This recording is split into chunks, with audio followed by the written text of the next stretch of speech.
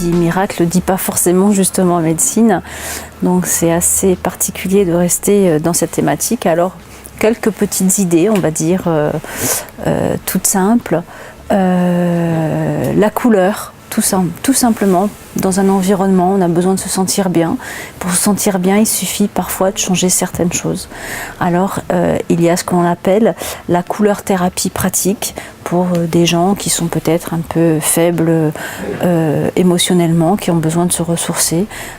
Jouer sur la couleur. Alors, vous avez le traité de la couleur pratique pour pouvoir appliquer chez vous au quotidien les bienfaits des couleurs.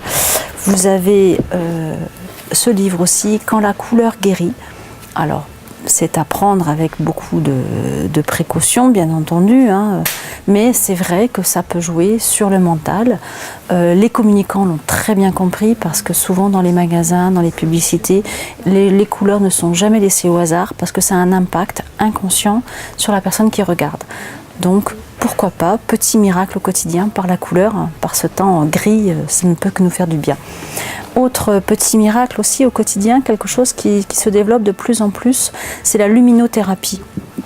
Même chose pour des gens qui sont faibles ou qui sont sujets à des cyclothymies ou à des humeurs qui ne sont pas forcément régulières.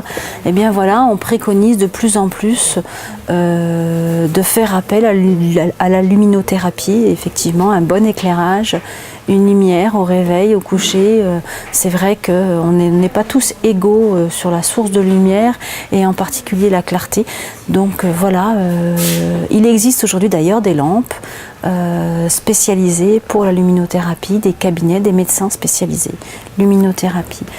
En fait, en plus, il y a aussi quelque chose qui est au quotidien. Souvent, on n'est pas bien parce qu'on mange mal. Et changer d'alimentation peut parfois entraîner un bien-être. Alors, c'est un petit miracle aussi quotidien de la vie. Et puis, c'est quelque chose qui est de plus en plus et souvent enseigné, distribué. C'est la méthode Kousmine. Alors, on adhère ou on n'adhère pas.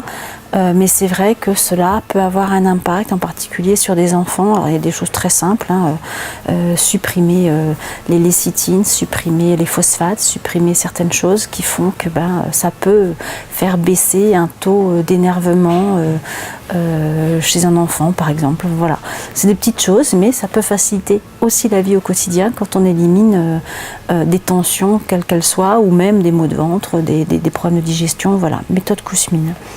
Et puis, n'oublions pas que ce qui fait souvent que nous sommes un être en bonne santé et sujet à ouverture à l'autre, c'est notre capacité à gérer notre quotidien. Alors, je ne parle pas du stress, parce que là, des ouvrages sur le stress, il y en a beaucoup, mais c'est notre cerveau. Et c'est vrai qu'aujourd'hui, en médecine, hein, on est à l'aube de la connaissance sur le fonctionnement du cerveau. Et ce cerveau peut, parce qu'il travaille de manière particulière, entraîner une modification du comportement et donc des petits miracles au quotidien.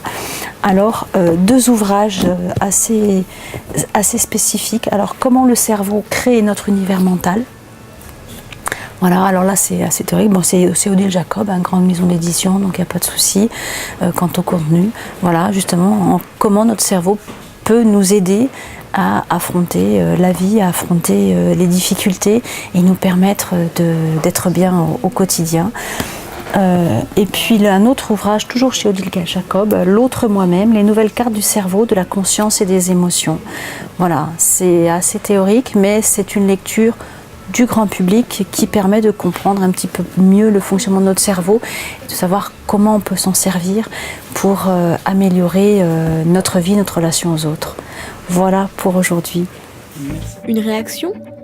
Un témoignage ? Commentez ce reportage sur dijonsanté.fr.